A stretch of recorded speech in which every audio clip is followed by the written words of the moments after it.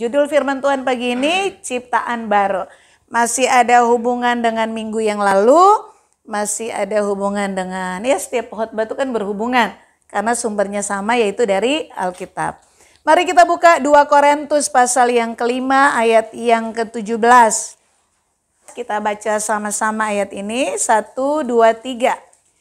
Jadi siapa yang ada di dalam Kristus, ia adalah ciptaan baru. Yang lama sudah berlalu, sesungguhnya yang baru sudah datang. Ingat gambar minggu yang lalu kupu-kupu ya. Sebelum jadi kupu-kupu itu dari telur, terus jadi ulet, terus jadi kepompong, baru jadi kupu-kupu. Nah saudara yang kekasih, saya mau tanya, menurut saudara, saudara sudah ada di dalam Kristus apa belum? Sudah. Kalau sudah, berarti kamu ciptaan yang baru. Amin. Ciptaan yang baru tuh buktinya apa? Buktinya dulu kamu ulet, orang jijik melihatnya. Sekarang kamu harus menjadi orang yang hidupmu dinikmati seperti kupu-kupu yang indah. Amin. Amin saudara. Hidupmu sudah jadi kupu-kupu. Haleluya. Banyak orang bilang aku di dalam Kristus. Tetapi jadi pertanyaan, kita sudah jadi ciptaan baru atau belum? Makanya pagi ini kita belajar supaya kita tahu di dalam Kristus itu harus ada buktinya. Buktinya yaitu kita menjadi ciptaan baru. Hidup yang bisa dinikmati oleh orang, hidup yang bisa mempermuliakan Allah. Nah kita belajar apa yang dimaksud dengan ciptaan yang baru. Ciptaan baru itu adalah manusia baru. Artinya dulu kita manusia lama, sekarang kita jadi manusia yang baru. Itu namanya ciptaan baru. Ciptaan baru itu artinya dulu kita hidup dengan perbuatan-perbuatan daging. Galatia pasal yang kelima. Tetapi sekarang kalau kamu bilang di dalam Kristus, berarti hidupmu sekarang harus menghasilkan buah-buah roh. Maka kamu disebut ciptaan baru. Jadi hidup dulu dalam kedagingan, suka marah, yang gak jelas, yang mendatangkan dosa, suka mencuri, hidup dalam kedagingan. Sekarang hidupmu tuh dalam kasih, kemurahan, pengendalian diri, menghasilkan buah roh, itu namanya ciptaan baru. Amin. Amin saudara. Yang ketiga, ciptaan baru itu artinya kodrat ilahi, berkodrat ilahi. Kita dulu terlahir sebagai manusia dalam kodrat dosa, tetapi sekarang pada waktu Kristus di dalam saya menjadi ciptaan yang baru. Artinya apa? Hidup saya sekarang berkodrat ilahi. Ya, kita nanti akan belajar sebentar bahwa Yesus mati di kayu salib menghapus dosa. Kamu yang pernah membunuh, dosamu dihapus, diampuni. Kamu yang pernah berzina, dosamu dihapus, diampuni kalau kamu datang kepada Tuhan. Tetapi dosa Tuhan ampuni, tetapi kodrat dosa yang sudah melekat di dalam kita, itu kita yang menyelesaikan, bukan Tuhan. Jadi bukan berarti Yesus mati di kayu salib semua beres. Enggak, kodrat dosa di dalam diri kita harus itu tanggung jawab bagian kita. Walau dosamu sudah diampuni, kalau kamu kodrat dosa masih hidup, satu waktu kamu akan jatuh lagi di dalam dosa. Nanti kita belajar sebentar ya. Ciptaan baru itu apa? Ciptaan baru adalah hidup dipimpin oleh roh, kata Roma pasal yang 8. Dulu hidup lama kita tuh mengikuti hawa nafsu. Saya pengen ini, saya beli. Saya punya rencana ini, saya kejar. Saya punya harapan ini, impian ini, semua saya usahakan. Tetapi sekarang hidup saya sebagai ciptaan baru bukan milik saya lagi. Yesus sudah lunas membayar dan hidup saya milik Tuhan. Makanya saya nggak boleh hidup suka-suka. Walaupun saya bisa melakukan semuanya, tetapi saya harus bertanya Tuhan dulu. Ini Tuhan kehendaki nggak? Kalau saya ngomong begini, ini kehendak Tuhan nggak? Kalau saya membeli ini untuk kemuliaan Tuhan nggak? Kalau saya doa dan Tuhan jawab, apakah saya semakin jadi lebih dekat dengan Tuhan? Semua tanya Tuhan dulu. Karena hidup yang dipimpin oleh roh, Roma 8 ayat 14, mereka yang layak disebut sebagai anak-anak Allah. Kalau kamu di dalam Kristus, kamu ciptaan baru, kamu adalah anak Allah.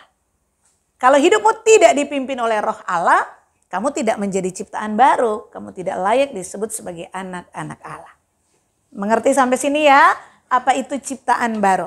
Nah, ciptaan baru itu sebenarnya adalah tipe bentuk manusia sesuai rancangan Allah.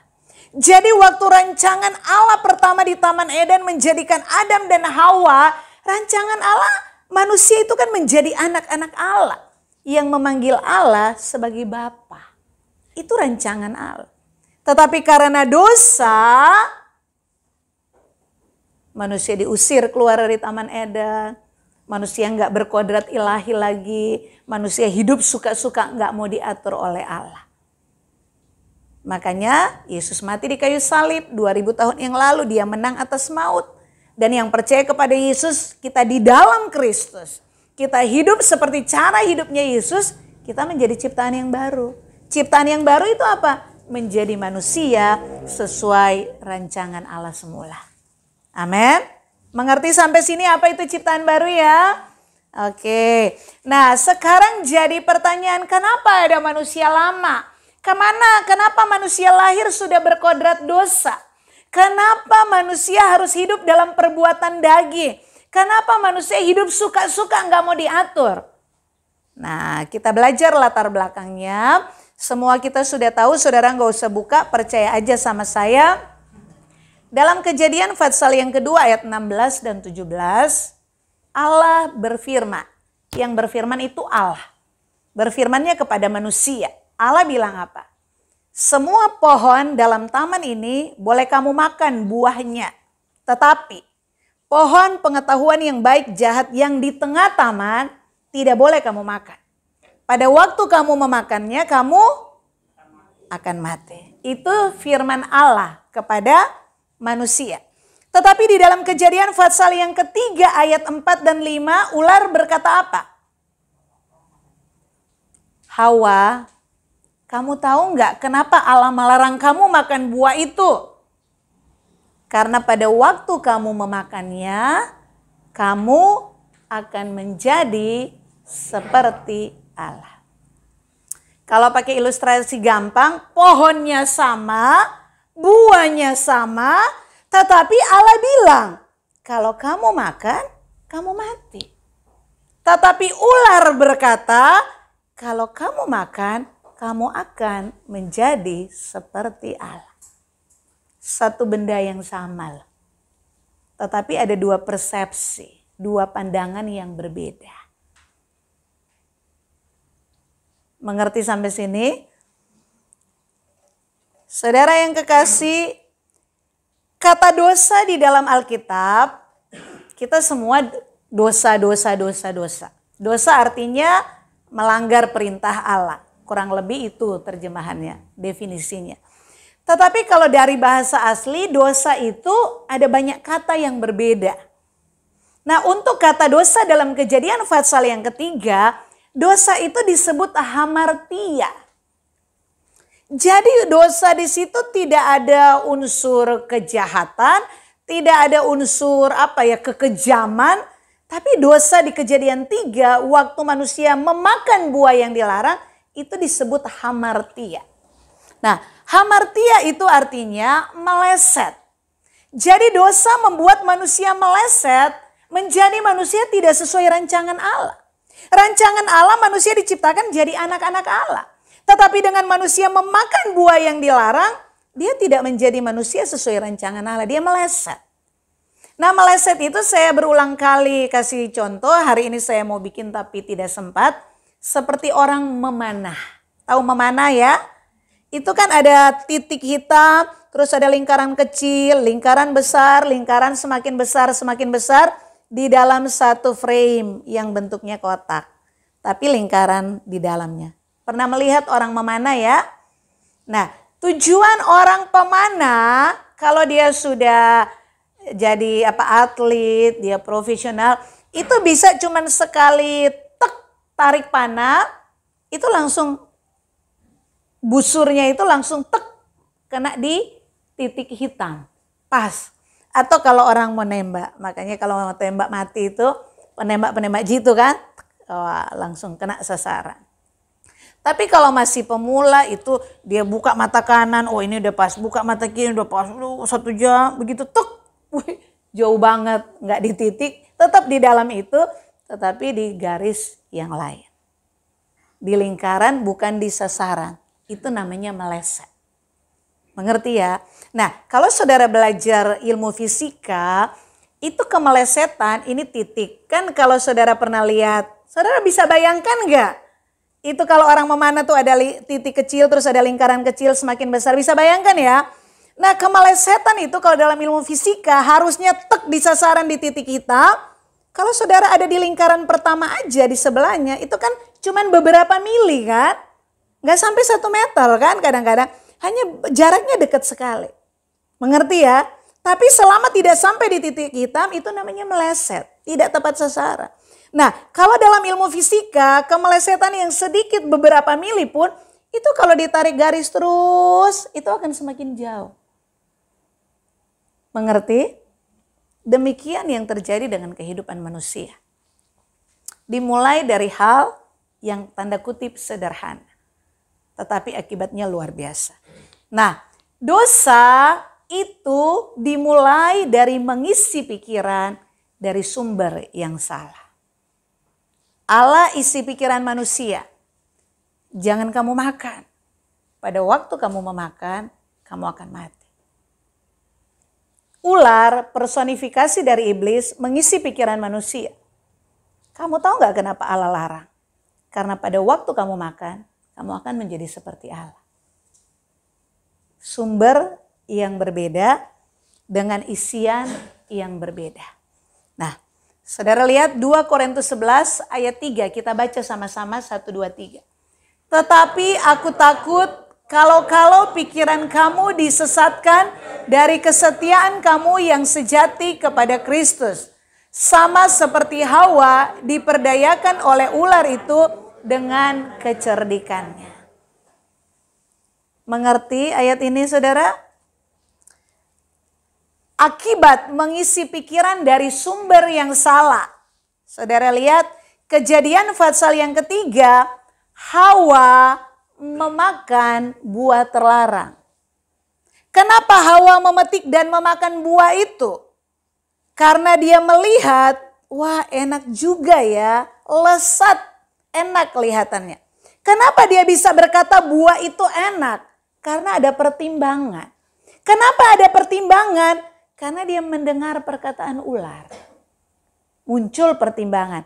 Allah ngomong begini, tapi kok ular ngomong begini ya? Ular ngomong begini, bener juga kata ular, enak, coba ah. Kalau di depan saudara nih lagi lapar ya, saudara lagi lapar enggak? Saudara ada yang lapar pagi hari ini? Belum, oke, enggak apa-apa, habis kebaktian baru lapar, ada lauk di depan saudara. Kalau saudara lagi lapar tiba-tiba diperhadapkan ayam betutu, 1 porsi, babi guling 1 porsi.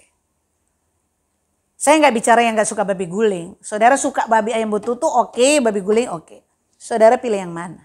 Ini dua-dua makanan favorit saudara. Saudara akan pilih yang mana? Bingung. Walaupun lapar banget tapi kan bingung juga. Ini saya paling suka, ini juga saya suka banget. Bingung. Tetapi saudara lapar sekali tetapi tidak ada makanan. Yang ada di depan saudara hanya semangkok nasi dan 1 ceplok telur di depan. Gak punya pilihan. Saudara pasti makan. Mengerti? Karena hanya 1, gak ada pertimbangan lain. Kenapa Hawa mempertimbangkan? Karena dia membuka pikirannya mengisi dari sumber yang salah. Jadi waktu Allah melarang manusia ada di dekat pohon itu bukan bicara secara secara materi, ada buah terus bukan. Itu kamu jangan dekat di situ karena di situ ada ular yang akan mengisi kamu, pikiranmu dengan filosofi yang salah, dengan ajaran yang salah. Itu maknanya sebenarnya. Dan ternyata Hawa ada di situ. Dan Hawa membuka percakapan kan. Waktu ular, hai Hawa, lagi ngapain kamu? Aku mendengar loh Allah berfirman, kamu gak boleh makan semua. Kan selalu begitu, umpan dulu. Tapi karena sudah terjadi dialog, terbukalah pintu. Makanya dosa sekecil apapun itu semua dimulai dari pikiran. Apa yang kamu lihat, kamu dengar itu masuk pikiran. Dan kalau kamu membuka celah sedikit pun pasti masuk dalam dosa. Karena umpan iblis itu bukan genderuwo. Umpan iblis itu hal yang menyenangkan buat daging. Ya. Nah, saudara yang kekasih, yang kedua, Kain membunuh Habel. Kejadian pasal yang keempat. Kain dan Habel ini generasi pertama loh setelah Adam dan Hawa loh. Kok bisa ya? Zaman sekarang aja seberantem-berantem kakak adik pukul-pukulan. Enggak kita lihat tuh bunuh-bunuh. Ada sih 1-2 tapi yang lebih banyak bisa damai. Itu zaman dulu loh. Masih manusia generasi pertama setelah Adam dan Hawa. Kok bisa Kain bunuh adiknya? Saudara lihat ya. Itu kemelesetan cuman sedikit di Adam dan Hawa. Hanya membuka pikiran. Tapi dampaknya itu. Anaknya tuh. Anak sulungnya bisa membunuh adik kandungnya. Kalau saudara baca, kenapa Kain tega membunuh adiknya? Karena dia iri hati. Iri hati itu kan di hati, di pikiran. Kemudian panas. Allah pun berfirman, kenapa mukamu muram? Dia gak peduli. Kenapa? Karena pikirannya sudah emosi. Saudara kan kalau lagi emosi begitu kan? Orang ngomong apa gak masuk. Firman Tuhan pun berdiri depan saudara udah gak masuk. Kenapa? Karena kepalamu sudah diisi oleh bagaimana saya meluapkan marah saya. Betul gak saudara? Itu yang banyak orang dalam dosa. Kenapa? Karena pikirannya udah salah. Karena semua yang saudara ucapkan, saudara lakukan itu semua pikiran. Dan dosa masuk melalui pikiran. Dosa yang pertama. Dan dampaknya sampai hari ini. Saudara lihat selanjutnya bahwa kemelesetan itu semakin besar, semakin ada jarak Allah dengan manusia.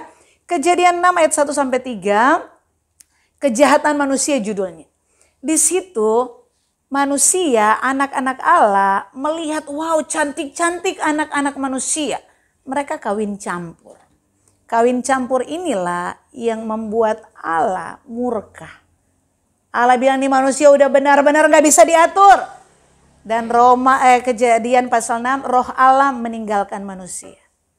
Kalau saudara baca Kejadian 3, waktu manusia diusir keluar dari Taman Eden, Allah masih menyertai, roh Allah masih mendampingi loh manusia.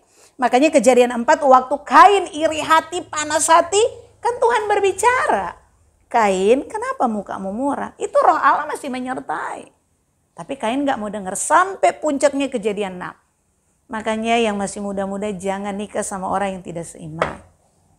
Karena kalau sudah pernikahan itu sudah berbicara tubuh, jiwa dan roh menjadi satu. Dan itu mendukakan hati Allah. Nah, saudara lihat roh Allah meninggalkan manusia. Dan sejak Kejadian 6 ini, roh Allah hanya hinggap datang kepada orang-orang yang dipilih. Tidak menetap. Sampai Yesus datang, Yesus menang mengalahkan maut, Yesus naik ke surga, dicurahkan Roh Kudus. Roh Kudus itu tinggal dalam hati orang percaya. Kejadian 6 dipulihkan lagi. Roh Allah yang meninggalkan manusia kembali tinggal dalam hidup manusia. Kalau kamu percaya dan menerima Yesus sebagai Tuhan dan Juru Selamat. Dan dampak dari roh Allah di dalam kita, kita menjadi ciptaan yang baru. Amin saudara. Oke. Nah, Kejadian pasal 3 ayat 11. Firman Allah ini pada waktu Adam dan Hawa sudah jatuh dalam dosa. Allah berfirman, siapakah yang memberitahukan kepadamu bahwa engkau telanjang? Apakah engkau makan dari buah pohon yang kularang engkau makan itu? Jadi Kejadian pasal yang ketiga, ketika Hawa memakan buah yang dilarang, dia memberikan kepada suaminya.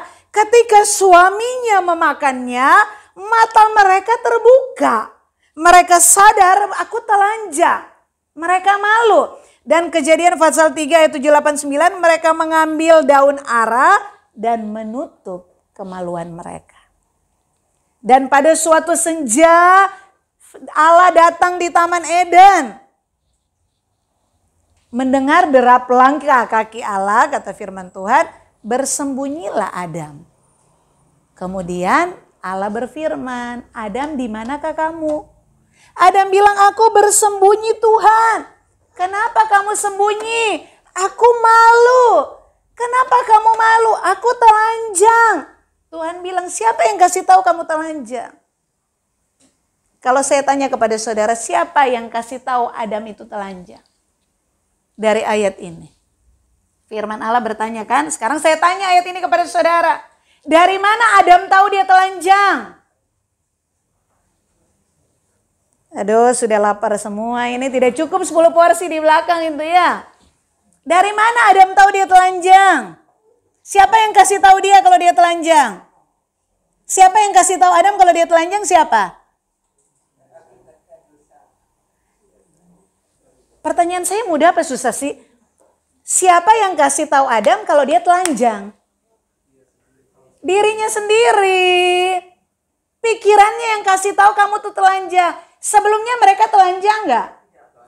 Telanjang. Apa yang jadi beda?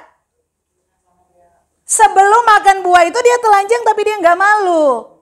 Setelah dia makan buah itu dia telanjang, dia jadi malu. Sama-sama telanjang, yang beda apa? Malu dengan nggak malu. Malu nggak malu dari mana? Pikiran. Analoginya seperti anak kecil. Anak laki perempuan berteman. Saudara lah, mandi sama-sama umur 2 tahun. Malu nggak? 17 tahun anak ini ketemu lagi mandi sama-sama, malu nggak? Sambil telanjang, malu nggak? Yang laki tetap laki, perempuan tetap perempuan. Kenapa malu? Apanya yang berubah? Ini. Mengerti maksud saya? Dosa pertama masuk melalui pikiran. Kenapa saudara lihat orang lain selalu pandangannya negatif? Itu karena dosa dari pikiran. Kenapa saudara ada kesempatan, aku nggak bisa, aku jelek, aku nggak mampu. Negatif thinking kepada orang, negatif thinking kepada keadaan, negatif thinking, self-talk thinking kepada diri sendiri. Negatif itu semua dari mana? Dari sini awal mulanya. Siapa yang kasih tahu kamu Adam kalau kamu telanjang? Pikirannya berubah. Kenapa? Karena dia mengisi dari hal sumber yang salah. Adam dan Hawa diusir keluar dari Taman Eden. Tapi generasi kedua setelah mereka membunuh adiknya. Kejadian 6, Allah meninggalkan, roh Allah meninggal. Kenapa? Karena terlalu jahat manusia. Dimulai dari mana? Dimulai dari kemelesetan. Karena mengisi pikiran yang salah. Makanya Bapak Ibu Saudara semua hati-hati dengan HP. Yang suka pornografi, yang suka lihat gambar-gambar yang gak baik, itu cepat lambat akan membinasakan. Bertobat hari ini. Dan ada satu seminar pernah saya ikuti, kalau pornografi itu bisa jadi candu. Dan candu pornografi itu lebih dari candunya orang narkoba. Lebih mengikat. Dan kalau sudah candu itu akan merusak bagian-bagian saraf yang tidak akan pernah bisa dipulihkan, tidak bisa diperbaiki. Merusak. Dan sekarang dari zamannya anak-anak, makanya hati-hati saudara punya anak, HP itu hati-hati. Dia cari gambar tugas dari sekolah, buka cari gambar kupu-kupu, yang keluar kupu-kupu malam.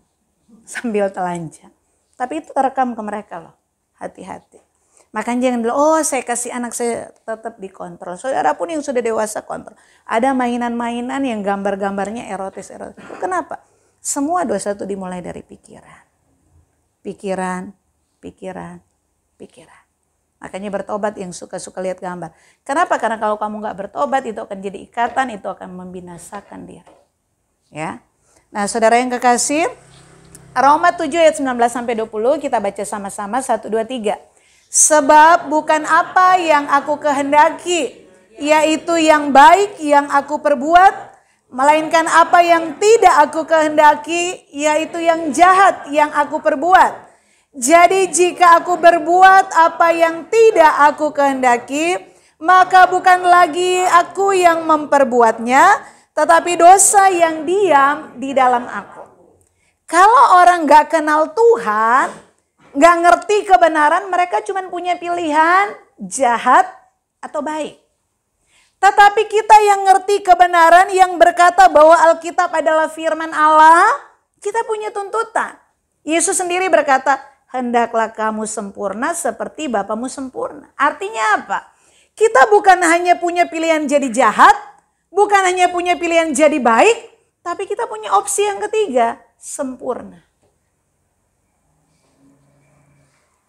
Amin saudara.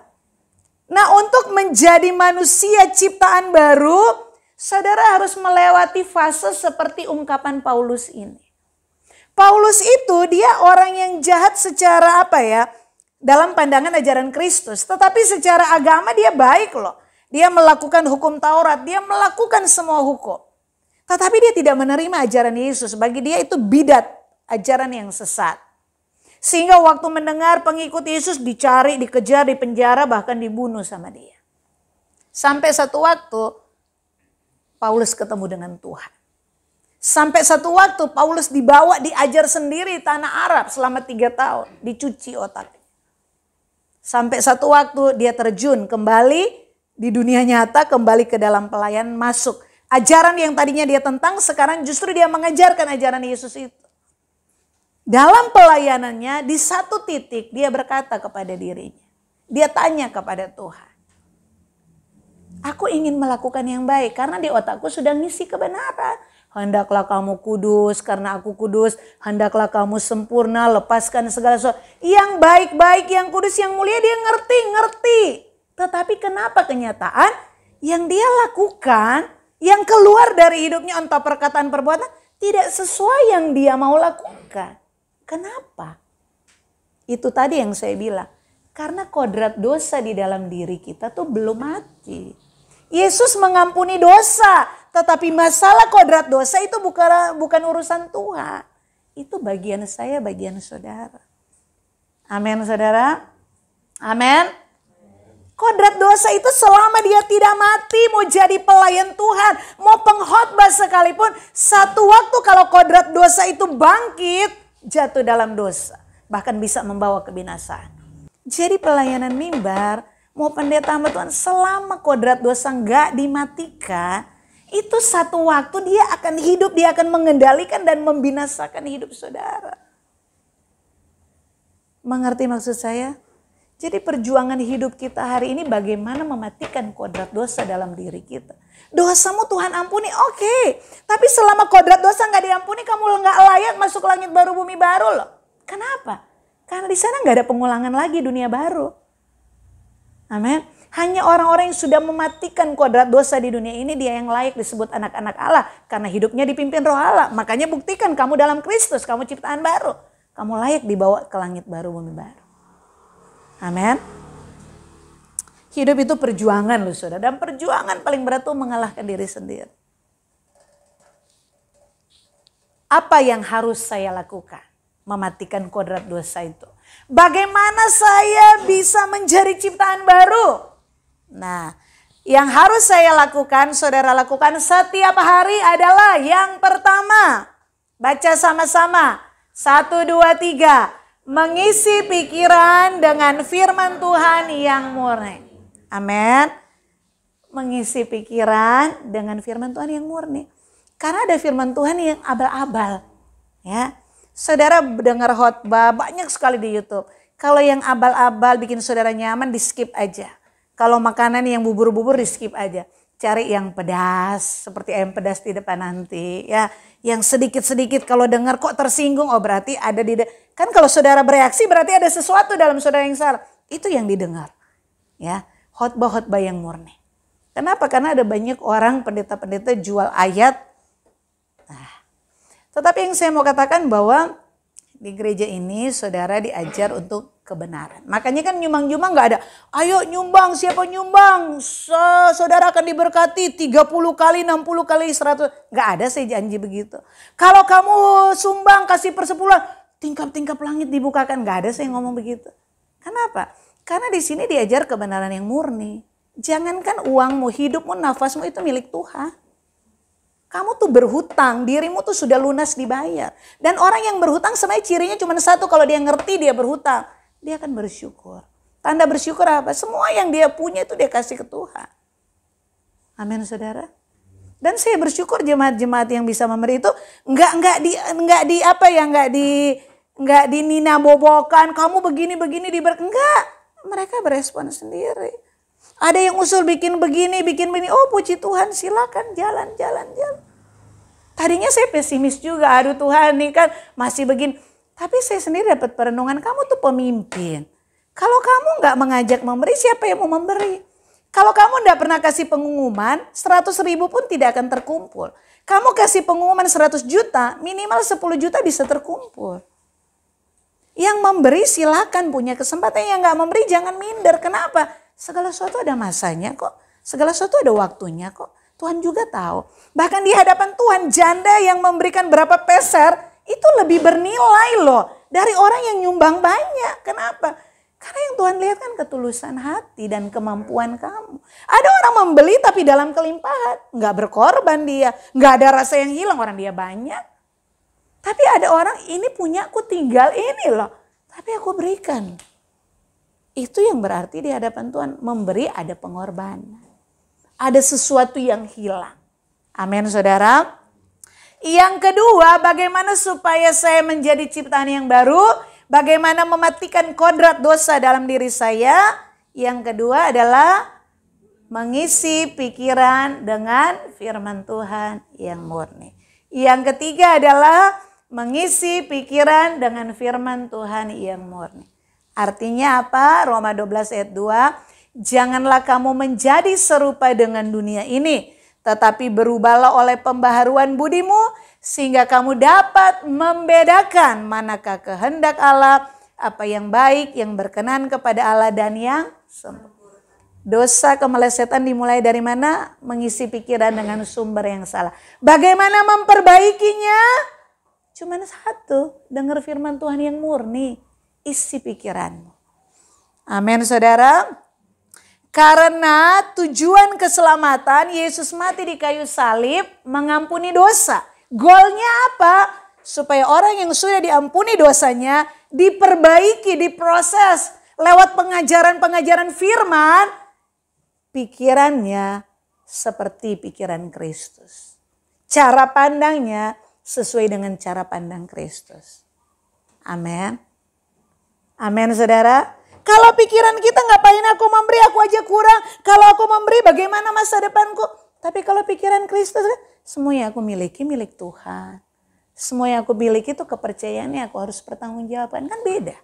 Makanya ada orang yang memberi dengan sukarela, ada orang yang memberi dengan terpaksa. Kenapa? Semua dari sini, pikiran. Amin saudara. Kamu mau berpikir negatif karena kamu mengizinkan sumber salah masuk kepalamu. Tapi kamu mau berpikir kebenaran cuma satu. Isi kepalamu dengan firman. Amin. Makanya saya tanya jemaat, baca Alkitab gak setiap hari? Ada waktu doa gak setiap hari? Dengar firman gak setiap hari? Selama jemaat sudah tidak komitmen baca Alkitab setiap hari, itu sudah tutup buku. Amin. Saudara punya talenta musik, saudara punya talenta suara, punya talenta bisa khotbah yang baik, tetap tutup buku. Kenapa? Kalau saudara sudah tidak suka, sudah tidak mencintai baca Alkitab, dengar khotbah setiap hari, bagaimana ada pembaharuan pikiran?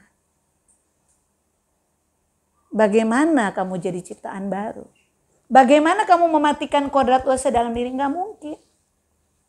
Roh Kudus tinggal dalam kamu hanya mendampingi. Seberapa firman yang kamu mengerti itu yang Roh Kudus ingatkan. Tapi kalau nggak pernah masuk kebenaran firman, apa Roh Kudus akan ingatkan? Roh Kudus tinggalkan, nggak ada kerjaan dia. Karena bagian dia hanya mengingatkan kebenaran yang pernah kita terima. Amin saudara. Yuk baca sama-sama 1, 2, 3. Menjadi ciptaan baru sama dengan menjadi manusia sesuai rancangan Allah semula. Menjadi ciptaan baru dimulai dari mengisi pikiran dengan kebenaran firman Tuhan yang murni. Amin. Saudara mengerti firman Tuhan? Tuhan memberkati. Mari kita bangkit berdiri.